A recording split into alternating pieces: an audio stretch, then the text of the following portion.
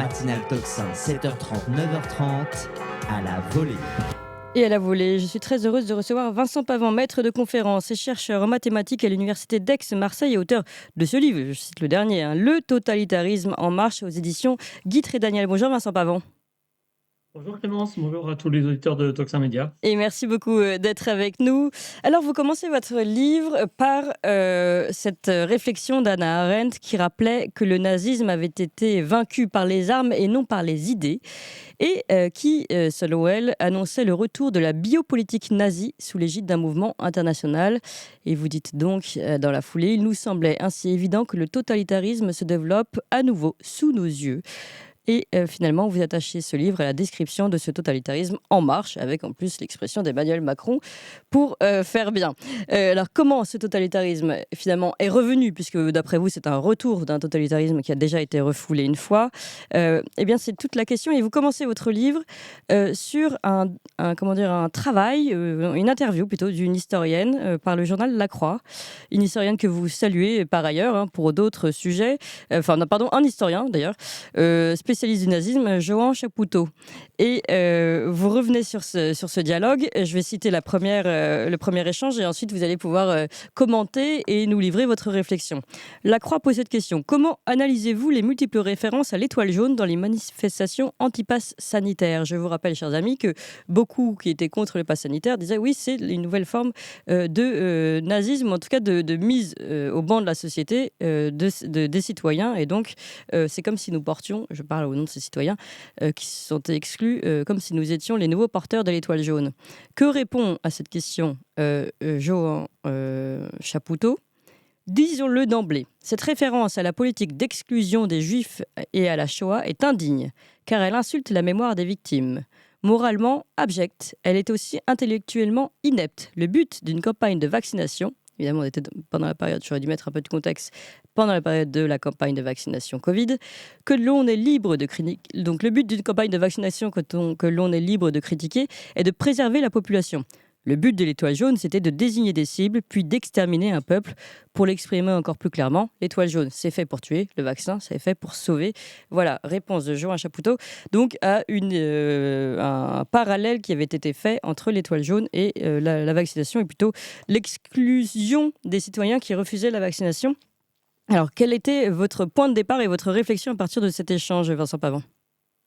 Oui, comme vous l'avez très bien dit, d'abord effectivement l'idée que le nazisme n'a jamais été vaincu philosophiquement par les idées qu'il représentait, mais uniquement par les armes, ce qui faisait qu'il y avait de toute façon la possibilité que des idées souterraines continuent à agir et puis puissent ressurgir donc à un moment donné.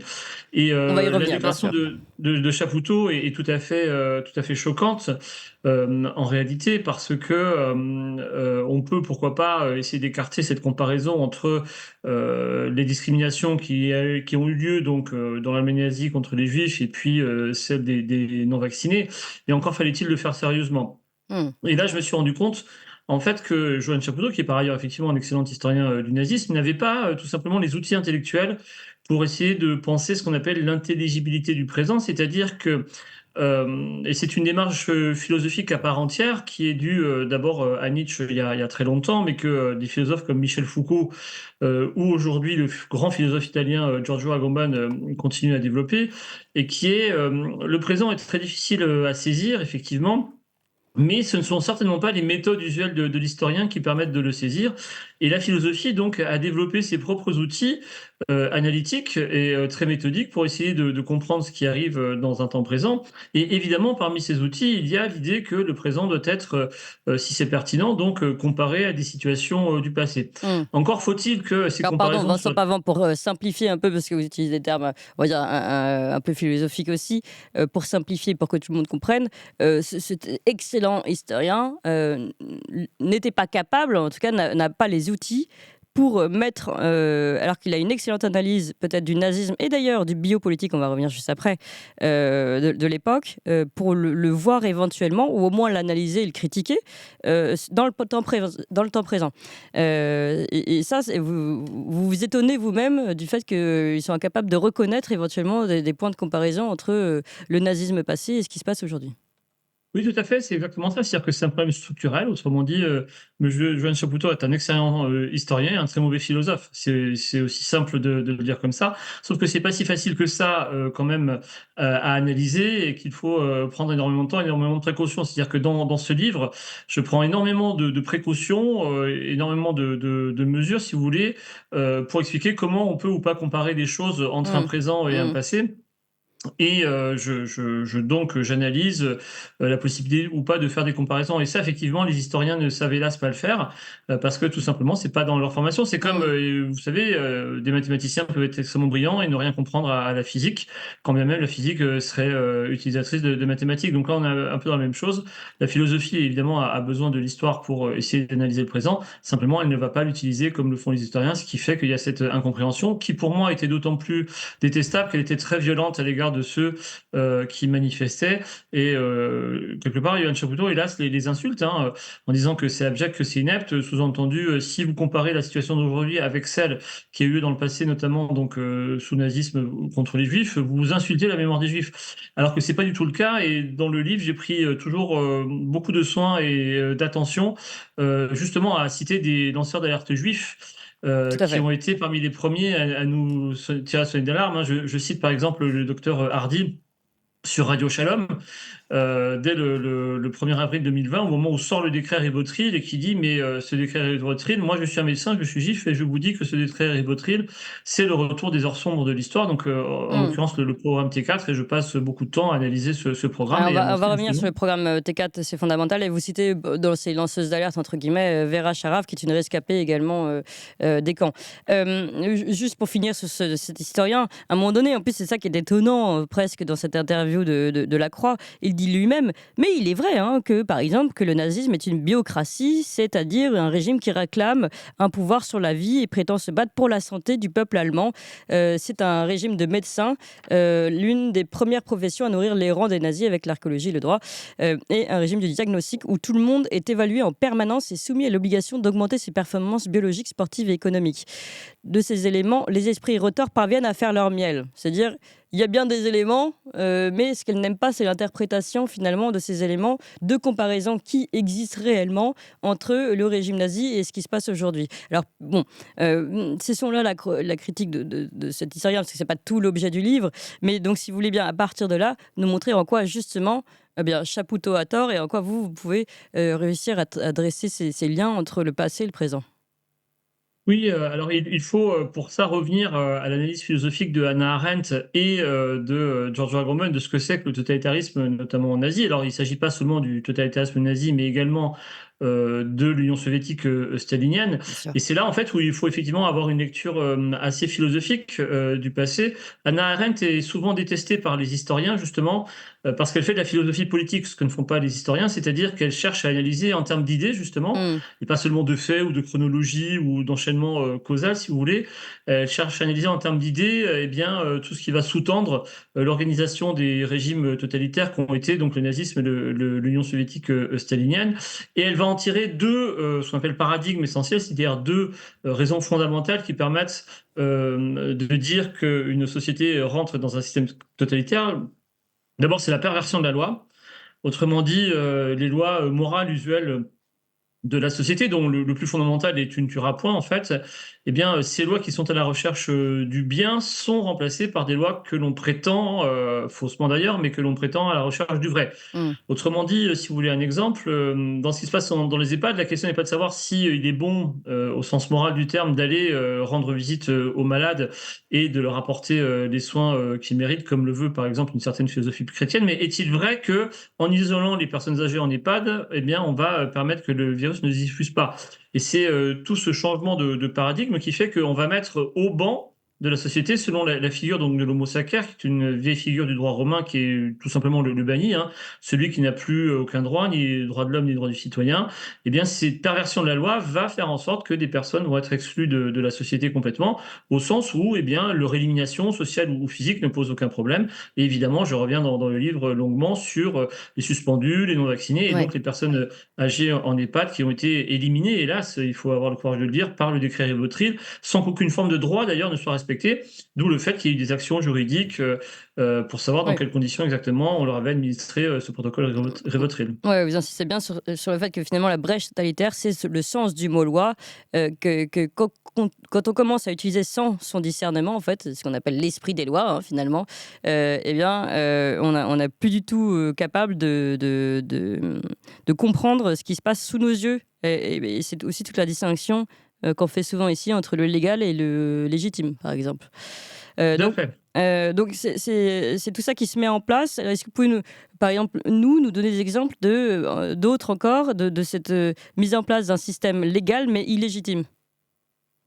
Tout à fait, légal et illégitime, bah, c'est typiquement le décret Rivotril, bien sûr, ou la loi du 5 août sur, la suspension des soignants, non vaccinés, dont je rappelle que finalement elle était illégale, au sens, tout simplement du droit du travail, et il y a eu, 2 décisions très importantes obtenues par maître Nancy Rezacher, donc justement, à Nancy, où, des, soignants, suspendus, ont été, réintégrés avec donc les arriérés de salaire. Autrement dit, on a, tout simplement suspendu ou rendu, illégale la clause, de suspension, parce que celle-ci ne respectait pas tout simplement, les droits de l'homme et du citoyen, et notamment dans ces droits de l'homme et du citoyen, qui sont, garantis au niveau européen, il y a le fait d'avoir une vie privée, et pour pouvoir suspendre les soignants, vous aviez besoin d'entrer dans leur vie privée pour savoir si oui ou non ils étaient vaccinés. Et c'est d'ailleurs une des raisons pour laquelle exactement les ARS ont également été condamnés par le tribunal administratif, parce que pour pouvoir suspendre des soignants en libéral notamment, il y avait besoin de connaître leur statut vaccinal, ce qui était parfaitement illégal. Mais on va faire comme si tout simplement rompre les lois, c'est rentrer dans l'état d'exception. C'est ça exactement l'état d'exception, c'est dire que la Constitution qui garantissait les droits tout simplement aux citoyens est suspendue, et qu'on peut agir de façon autoritaire. C'est ce que le philosophe du droit allemand Carl Schmitt, qui a théorisé l'euthanasie, en fait, appelait tout simplement la dictature du commissaire, c'est-à-dire prendre des décisions, mais qui sont parfaitement illégitimes, puisque de toute façon, elles ne respectent plus le sens moral pour lesquels on avait mis en place C'est ça. les constitutions. Et donc, c'est exactement ça qui va s'appliquer, aussi bien pour les soignants suspendus par la loi du 5 août que pour le décret Rivotril, qui est tout simplement une légalisation de l'euthanasie dans des conditions totalement discrétionnaires, en plus, pour le coup, quand bien même tout ça, normalement, évidemment, est écarté de manière très virulente et véhémente par la société, parce que ça vient briser des tabous fondamentaux, et donc ça vient remplacer, du coup, une légitimité qui était bien établie par une autre qui, au fond, n'a aucun sens moral, et c'est bien ça, l'entrée dans le totalitarisme, la perversion de la loi qui permet, d'éliminer, sans que ça représente aucune forme, et bien de contraintes, juridiques, des gens, les éliminer, physiquement, socialement, et c'est ce qui est arrivé donc, et bien aux non vaccinés, aux soignants suspendus, Mmh. aux personnes âgées en EHPAD. Alors, ce que vous notez également et qui est très intéressant, toujours dans cette comparaison avec le nazisme de l'époque, enfin, oui, parce que si on veut dire qu'il y a une forme de nouveau nazisme aujourd'hui, euh, c'est aussi le fait que ces lois qui sont finalement illégitimes, mais mises en place de manière légale, s'appuient d'une façon comme de l'autre sur des conseils, on va dire, et ici, comme on a pu le vivre chez nous, des conseils de médecins, finalement. Et c'est cette alliance entre la politique et l'idéologie, bon, à l'époque d'Hitler, du nazisme, et puis, en tout cas, du politique, avec une idéologie de la santé, mais très particulière, qu'on peut qualifier d'eugéniste, et en tout cas de scientiste, vous dites. Oui, tout à fait, c'est tout à fait fondamental. Alors, c'est par exemple une des grandes différences, je pense, entre typiquement les fascismes et les totalitarismes. Les fascismes conservent la structure de l'Église dans le pouvoir, là où les totalitarismes la rejettent fondamentalement, parce que les totalitarismes prétendent toujours s'appuyer sur des théories alors, scientifiques, disons pseudo-scientifiques, pour être clair. Et donc, dès qu'une institution va vouloir s'opposer à cette vision pseudo-scientifique de l'humanité, tout simplement, elle doit être écartée. Ce qui fait que le pouvoir, plutôt que de rechercher en gros une alliance morale avec l'Église, va rechercher une alliance scientifique avec d'autres institutions que sont l'université et les académies de médecine. Et quand on prend typiquement, vous l'avez rappelé en début d'interview, effectivement, dans l'Allemagne nazie, les médecins ont eu un rôle prépondérant. Et je rappelle que les historiens analysent finalement le nazisme par la contribution que les médecins ont pu y apporter, contribution des médecins qui elles-mêmes avaient été préparées par certains types d'idéologies de formation pseudo-scientifique à l'université Oui. et y compris d'ailleurs sur des théories d'hygiène raciale, ce genre de choses.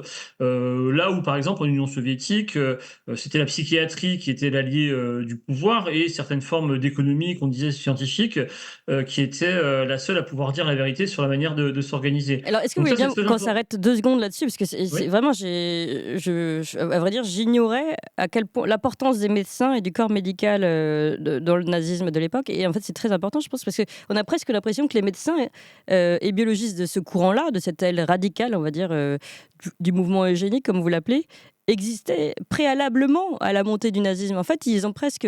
Et c'est eux qui ont facilité la mise en place des idées d'Hitler, mais ils étaient là et finalement ils se sont fait une forme d'alliance comment dire, avantageuse pour les deux. Tout à fait, et c'est exactement ce qu'on a vu également pendant cette période où une certaine forme de médecine et de biologie, celle sur l'ARN, celle s'est alliée en fait au pouvoir macroniste pour pouvoir justifier des mesures de ségrégation qu'on mettait en place, de punition qu'on mettait face aux non-vaccinés. Et vous avez tout à fait raison de rappeler il y a une alliance absolument évidente et structurelle et fondamentale à comprendre dans le régime nazi entre la médecine, mais qui du coup perdait sa fonction hippocratique au sens du soin pour devenir une médecine de tri. C'est la figure du médecin bureaucrate ingénieur qu'on a retrouvé et dont le Conseil de l'ordre en France s'est chargé de faire quelque part l'apologie en interdisant de soigner et en demandant, si vous voulez, à faire en sorte qu'on on devienne uniquement des testeurs de PCR, des vaccinateurs à tour de bras, sans aucune considération pour la relation sacrée du médecin et de son patient. Et il y a quelque chose de très choquant finalement historique, c'est qu'il y a eu, vous savez, bien sûr, les procès de Nuremberg pour les médecins et les dirigeants Mm. nazis. Il y a eu les Munich pour les journalistes. Il n'y a rien eu, hélas, contre les universitaires, alors que c'est toujours les universitaires, hélas, qui sont justement par l'idéologie scientiste qu'ils veulent imposer, eh bien, les premiers responsables de la mise en place des totalitarismes et justement de leur nouvelle légitimation. De même, et là je vais être très clair sur la comparaison à nouveau, de même que Hitler disait le nazisme c'est de la biologie appliquée, on a vu un Macron qui, avec l'Institut Pasteur, disait bah, finalement le macronisme c'est de l'épidémiologie appliquée. Et il est hors de question que vous vous opposiez à ces prétentions de vouloir organiser la société, non pas sous l'égide du bien, puisque dans le bien, il y a. Je rappelle que les religions sont une des premières manières de résister au totalitarisme, que ce soit chez les nazis ou les staliniens. Mais effectivement, dans la religion, il y a par exemple le devoir sacré de visite aux malades. Et Ouais, ouais. chez saint François, l'idée qu'il faut aller embrasser les lépreux. Et ça, c'est de la morale qui construit l'humanité, quoi qu'il en coûte, si j'ose dire, Mm. par le rapprochement des uns et des autres. Là où Hannah Arendt dit d'ailleurs très bien que le totalitarisme, ce sont les masses atomisées. Et c'est exactement ça qu'on a cherché à mettre en place par eh bien, la légitimité de la science de l'épidémiologie, ou plutôt de la fausse science, parce que je l'ai beaucoup critiqué, et c'est exactement une fausse science en fait. Et c'est ce changement de paradigme sur la légitimité de la loi qui entraîne eh bien, qu'on va laisser et qu'on va faire mourir des gens. Ouais, et je rappelle, parce qu'il y avait eu toute une série de polémiques à l'époque, on avait, nous, suivi, donné la parole à Yvan Rioufol qui avait rappelé justement ce côté sanitaire, hygiéniste, on va dire, de la politique nazie en faisant le parallèle avec ce qui se passait pendant le Covid.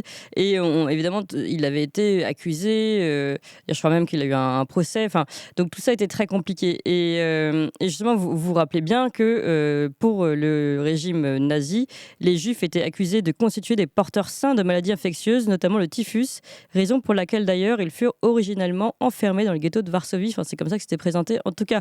Donc, bon, il est toujours bon de revenir avec un travail sérieux sur ces vérités et contre-vérités, parce que évidemment ça nous permet d'avancer. J'aimerais bien que vous reveniez justement dans cette mise en place d'un processus et de cette alliance entre un sanitaire dévoyé, hein, eugéniste, et la politique nazie, sur le fameux programme T4.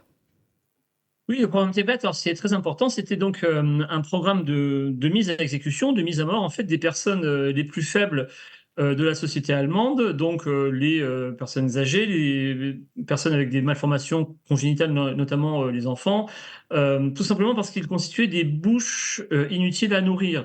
Et que donc on était en période de guerre, et en période de guerre, eh bien, les ressources étant plus rares, elles devaient être réservées aux personnes qu'on avait l'espoir de soigner et qui pourraient ensuite repartir eh bien, dans une forme d'économie de guerre, si vous voulez, donc produire, être important pour la guerre.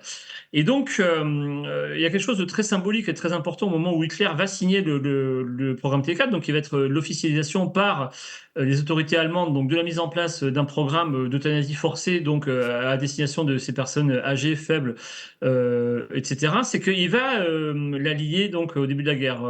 Hitler va antidater la signature, il le signe en octobre 39, mais il va l'antidater au 1er septembre 1939, qui est la date de déclaration en guerre, pour bien montrer que effectivement ce programme d'élimination en fait des plus faibles est lié à l'économie de guerre. Et quand ils arrêteront ce programme, en fait, eh bien, ils l'arrêteront parce que, et c'est un historien, donc Michael Tregenza, que je cite, qui le rappelle, on a libéré 70 000 lits. Et donc ça, c'est très important parce que quand Emmanuel Macron déclare «nous sommes en guerre», en réalité, c'est pas seulement métaphorique. Et là, c'était ça qui était très inquiétant. Ça voulait dire aussi des gens vont mourir, et ces gens vont mourir parce que nous allons rentrer dans une économie de guerre où précisément il manque de lits pour pouvoir soigner tout le monde. Hein. Je vous rappelle que toutes les Mmh. mesures qui ont été mises en place au printemps 2020, que ce soit le confinement ou que ce soit justement le Rivotril, c'était parce qu'on voulait aplatir une courbe qui allait produire trop de malades, de sorte que tout le monde ne pourra pas être soigné. Et de ce point de vue-là, les personnes âgées ont vraiment été, hélas, tuées parce que ça constituait, eh bien, comme je dis, des poumons inutiles à oxygéner, hein, plutôt que des bouches inutiles à nourrir. Mais on disait de toute façon, ils n'auront aucune chance à leur arrivée en réanimation, si tant est qu'on les accepte en réanimation. Ils vont prendre des lits inutiles parce qu'après tout, on va les remettre sur pied pour encore un an et demi, 2 ans de vie. Et par conséquent, c'est un gâchis de ressources, si vous voulez, par rapport. Et donc il faut leur donner une mort douce. Et de même que les Allemands, pour mettre en place ce programme T4, pardon, parlaient quelque part de mort compassionnelle, hein, pour accompagner eh bien, dans la mort les vies indignes d'être vécues. C'est ce qui est effectivement dit. Donc des bouches inutiles à nourrir, qui sont aussi autant de vies indignes d'être vécues. Eh bien, c'est pour aplatir, pour libérer des lits en fait d'hôpitaux en temps de guerre. Mais c'est exactement, mais vraiment exactement, ce qui est arrivé lorsque Emmanuel Macron déclare qu'on est en guerre et qu'il n'y aurait pas de lit d'hôpitaux pour tout le monde, et que donc il fallait aider les gens à partir sans souffrance, qui était le Rivotril. Et d'ailleurs, je rappelle, ça va tellement loin cette comparaison que lorsqu'on tuait discrètement d'ailleurs les personnes âgées par le programme T4, on disait à leur famille qu'ils étaient morts à cause d'une pneumonie sévère et très contagieuse. Et là, on Mmh. a eu la même idée qu'on a fait partir des gens par le Rivotril dans des conditions qui étaient plus ou moins secrètes, dans la mesure où il y a eu une action collective, donc menée par Maître Legvac, pour essayer d'avoir accès à l'information administrative avec laquelle on avait pris ces décisions de Rivotril. Et comme il se doit, le Conseil d'État a fermé la porte à l'information administrative pour savoir comment tout ça s'était réalisé, notamment avec des groupes d'intervention rapide, ce genre de choses. Mmh. Et vous expliquez aussi, et c'est plutôt une ouverture, d'ailleurs, je crois pour un prochain livre, sur le fait que ces méthodes, scientistes, sont déjà aussi, en train d'être mises en place non seulement pour, comment dire? Éradiquer une partie de la population, mais également pour prendre le pouvoir sur le reste de la population, dans une forme de transhumanisme, ou de domestication de l'homme. Est-ce que vous pouvez nous expliquer ça également? Oui, tout à fait. C'est-à-dire que tous les totalitarismes se basent sur des idées évolutionnistes de l'humanité, c'est-à-dire que l'homme n'est pas figé, il évolue. Et donc cette évolution conduira à un certain stade de l'humanité. Il faut accélérer en fait ce stade. Et donc aujourd'hui, on a une idéologie transhumaniste qui essaie de l'augmenter, et donc qui devra être le seul finalement à survivre dans un environnement hostile. Et tous ceux qui refuseraient cette augmentation transhumaniste, en fait, n'ont plus leur place dans la société et devront être éradiqués selon la forme de l'homo sacer. De même que les nazis voulaient éradiquer les plus faibles au nom de l'idéologie darwinienne, de l'évolutionnisme darwinien. Et de même que les staliniens voulaient organiser les bourgeois, tuer les bourgeois, éradiquer les bourgeois au nom de l'implacable marche de l'histoire vers la société sans classe. Aujourd'hui, on a une nouvelle idéologie idéologie qui est celle de l'homme augmenté, et la vaccination, typiquement, était cette idéologie transhumaniste qui est nous ne voulons au fond plus soigner des gens, c'est pour ça qu'on a continué à fermer des lits pendant la période Covid, mais nous voulons faire en sorte que, augmentés par toutes sortes de biotechnologies, eh bien, ils soient résistants à toutes les maladies. Et si vous ne voulez pas entrer dans cette idéologie-là, eh bien, de toute façon, nous ne vous prenons plus en compte parce que c'est la marche ultime de l'humanité. Et tous ceux qui sont à l'inverse de cette marche sont exactement comme ceux qui refusent eh bien, la théorie darwinienne chez les nazis ou la théorie d'histoire marxiste chez les staliniens. Donc c'est vraiment pour des raisons idéologiques sur nouvel évolutionnisme de l'être humain qu'on va imposer eh bien, de nouvelles manières de gérer le corps humain, contre la religion d'ailleurs, et le fait qu'il y ait aujourd'hui une mentalité, une ambiance anti-religieuse, par un retour que j'ai déjà décrit dans un autre livre sur l'idéologie sadienne, en fait, eh bien, c'est fait pour pouvoir imposer la nouvelle idéologie transhumaniste avec tous les points d'entrée tels que le wokisme et ce genre de choses, l'éducation, la sexualité, etc., etc. Alors, ce qui est intéressant, je voudrais qu'on prenne un petit peu de recul par rapport à votre livre et ce que vous avez décrit dans votre livre. C'est plutôt sur la réception, d'abord de vos propos. On a cité par exemple Yvan Rioufol également avant et la polémique que ça a créée. Aujourd'hui, si vous dites à une grande majorité des Français, bon, nous vivons un nazisme moderne, on vous rit au nez, on vous dit mais tu rigoles ou quoi? T'as vu, on est libre, je veux créer mon entreprise, je peux créer mon entreprise, je peux circuler comme je veux, je peux voyager, etc. Donc il y a comment dire un grand décalage en fait entre ce que vous êtes en train de dire, et d'ailleurs vous le précisez et vous le précisez d'ailleurs au début de votre interview que il y a des éléments qui sont discutables comme avec cet historien, mais ça mérite au moins un débat. Comme toujours, je rappelle qu'ici nous sommes ouverts au débat d'ailleurs sur ces questions-là, mais pour le moment c'est plutôt on n'a pas le droit d'aborder ces questions-là, et on voit bien que dans la grande majorité des Français en tout cas, on est dans une forme d'illusionnisme ou de bulle où on se ferme et on ne voit pas ce qui se passe. Tout à fait. Alors, il y a deux choses. D'abord, je rappelle les propos de Vera Sharaf qui dit le nazisme n'a pas commencé en 42 par les chambres à gaz à Treblinka, Auschwitz, etc., mais en 33 par la réduction progressive d'un ensemble de droits. Et ce que dit très bien Arendt, c'est que justement le totalitarisme commence quand on commence à tuer dans la personne civile, et bien la personne juridique. Bon, première chose. Deuxième chose, je conclus le livre justement par deux historiens israéliens que sont Israël Charny et Léo Cooper qui disent faites attention. Le totalitarisme, c'est toujours une affaire de sous-estimation. Et ils le disent très bien. Et donc, raison pour laquelle ces historiens ont mis en place, il y a une vingtaine d'années à peu près, un peu plus, eh bien, une espèce de grille, en fait, d'alerte sur les sociétés qui seraient en train de basculer dans un régime totalitaire. Et donc, je reprends les 10 critères qu'ils ont eux-mêmes établis, qui sont tout à fait reconnus par la communauté. Et je montre point par point, en fait, que ces 10 critères ont été parfaitement remplis. De ce point de vue-là, bien sûr, il faut aussi savoir que dans la société allemande, il y avait une certaine forme de libéralisme qui existait, y compris sous le nazisme, et c'est très bien d'ailleurs ce que rappelle Johann Chapoutot lui-même. Et Johann Chapoutot fait justement du régime libéral, quelque part, la contemporanéité du nazisme. Donc oui, c'est une affaire de sous-estimation, c'est une affaire justement de continuité dans le fait de changer les lois et le regard sur ces lois. Qui fait que 42, qui est vraiment le moment paroxystique donc de l'élimination des nazis par les juifs, commence en réalité en 33, et précisément pour des raisons hygiénistes qui font que on considère les juifs comme des gens qui sont biologiquement attentatoires à la race aryenne, et c'est pour ça qu'on va les discriminer. Mais c'est exactement ce qui a prévalu pendant cette période. Si on dit effectivement que les non-vaccinés étaient des gens dangereux pour les autres, hein, je rappelle que ça a été justement la morale que représentait le danger des autres. Ça a été développé par Michel Onfray dans justement une citation lunaire où il comparait en fait les non-vaccinés à des gens atteints de séropositifs, Ouais, donc il est revenu qui dessus. seraient libres d'avoir des relations sexuelles, etc. Donc en réalité, quand on voit toute la haine qui a été déversée par les journalistes justement sur les non-vaccinés, ça fait très peur parce que à ce moment-là, tout était permis, et d'ailleurs beaucoup de gens se sont tout permis dans la violence, et des gens sont morts, et hélas à cause de cette non-considération et de la violence associée. Oui, et ça, c'est très intéressant parce qu'en fait, non seulement il y a les éléments du totalitarisme que vous pouvez retrouver, mais il y a aussi les éléments de la population et de sa forme de passivité ou de son inconscience qui sont aussi à mettre en parallèle finalement. Et Tout ça, je à trouve fait, ça très, oui, très intéressant. Et c'est d'ailleurs, très. je crois pardon, que vous citez, mais c'est toujours Vera Sharav il me semble que c'est elle, vous la citez, qui rappelle, enfin, on n'avait pas besoin d'elle pour se rappeler, mais que les nazis n'ont pas annoncé, attention, nous sommes de grands méchants. Évidemment, à chaque fois, c'était au nom du bien. Comme, Tout à fait, c'est très oui. important c'est comme ça que je reprends d'ailleurs justement les propos de Yoann Chapoutot en disant non mais attendez, évidemment quand vous allez commencer à éliminer de manière massive des gens, vous n'allez pas le faire en disant nous sommes le mal et nous faisons ça au nom du mal. Il y avait toujours une raison et chez les nazis c'était exactement pour dire non mais nous allons finalement quand on nous envoie dans des camps c'est pour vous donner à manger et un toit.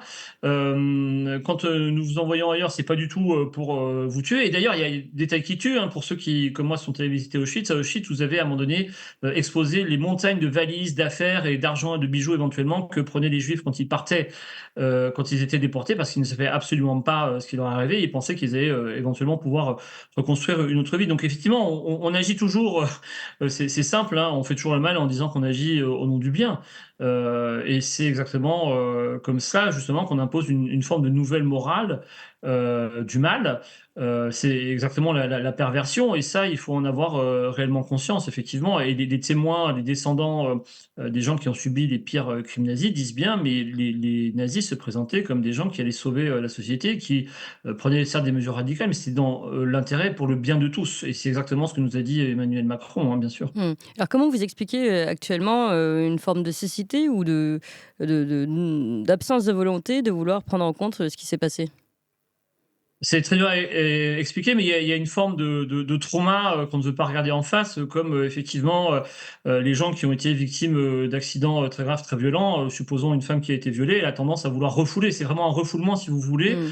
Et justement, il y a dans la méthode généalogique que j'applique, donc qui est la méthode philosophique de Michel Foucault ou de Giorgio Agamben, cette idée qu'il faut faire revenir à la surface ce passé traumatique, ne pas le refouler. Hein. Donc, ce que j'applique, c'est ce qu'on appelle une régression. C'est exactement comme quand vous voulez revenir à un souvenir traumatique que vous voulez cacher à toute force parce qu'il vous est insupportable. Eh bien, vous avez évidemment un sentiment de culpabilité hein, qui va revenir. Là, c'est exactement la même chose.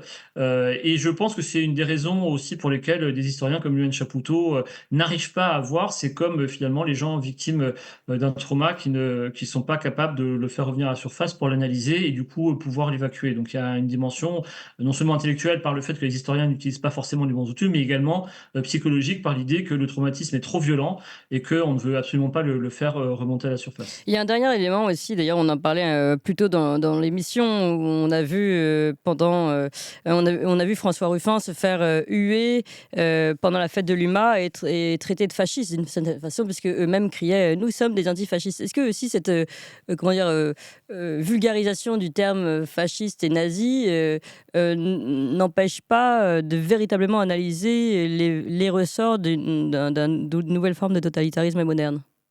Oui, tout à fait. C'est pour ça, à nouveau, que le livre est très long et qu'il va chercher vraiment des Oui. concepts philosophiques très importants. C'est-à-dire, il faut pas faire n'importe quoi avec le fascisme et l'antifascisme. Pasolini, le grand cinéaste italien, avait dit le fascisme reviendra à condition de s'appeler antifascisme. Et nous, on le Oui. sait très bien avec Louis Fouché et d'autres, on a eu à subir justement eh bien, hélas, des censures par des gens se présentant comme des antifascistes pour dire ces gens-là sont des fachos, justement parce que, par exemple, ils veulent assimiler ce qui s'est passé avec ce qui s'est déroulé durant l'Allemagne nazie ou Mm. l'Union soviétique stalinienne, et ça, c'est absolument intolérable. Raison, encore une fois, pour laquelle les comparaisons sont tout à fait licites, elles sont tout à fait fondées, mais simplement, il faut prendre le temps de les poser avec beaucoup de détails, d'où le fait que l'écrit est irremplaçable, d'où le fait qu'il faut prendre le temps de prendre le lecteur avec beaucoup de précautions pour faire en sorte que quand ce trauma va revenir, en fait, et je suis d'accord avec vous, et j'évoque rapidement dans le livre le fameux point Godwin, en fait, qui est une forme d'anti-intellectualisme d'ailleurs, qui fait qu'on n'aurait jamais le droit de comparer le présent à une Mm. situation qui relèverait du passé nazi, parce que effectivement, ce serait faire insulte à la mémoire des victimes, et donc ça empêche de manière rigoureuse, je dirais, d'aller chercher des comparaisons qui sont non seulement utiles mais souhaitables, parce que sans ces comparaisons, on ne peut pas comprendre ce qui se passe, et c'est ça le pire. Et c'est pour ça que j'en veux justement aux médias. Ceux qui ont reproché à M. Rivoufol d'avoir fait cette comparaison sont eux les personnes vraiment dangereuses parce que en empêchant justement de saisir la réalité de ce qui nous arrive, eh bien, on va aller d'autant plus vite vers l'inacceptable qui est cette société génocidaire que les idées qui se sont diffusées pendant le Covid ont permis de réaliser, hélas. Vous seriez d'accord pour un débat avec l'historien Johan Chapoutot? Oui, oui, tout à fait. D'autant plus, j'ai vraiment d'estime pour lui en tant Oui. qu'historien, mais je pense qu'il a fait à la fois une erreur funeste, mais il a eu peur. Je pense qu'il a eu très très peur. Bon, on Et va lui j'espère que mon proposer. livre, oui, il a eu peur il est prof à la Sorbonne, hein, et donc il a eu peur de perdre sa place, comme moi j'ai pu être suspendu pour mes positions sur cette crise, durant cette crise sanitaire. Et j'espère qu'il pourra lire mon livre et que ça pourra lui donner le sentiment d'avoir moins peur et du coup d'avoir un débat de fond sur des idées, sur des méthodes. Et c'est ce que je défends. Je fais pas de provocation dans ce livre, je tiens à le dire. C'est vraiment Hmm. quelque chose qui est mûrement réfléchi et écrit avec Ah oui, bah ça, beaucoup on peut le de dire. C'est réflexion et de... un livre extrêmement sérieux, référencé et sourcé, évidemment, je le précise, hein, Le totalitarisme en marche, de la perversion de la loi à l'homo sacer, une philosophie du présent aux éditions Guy Trédaniel. Merci beaucoup, Vincent Pavant.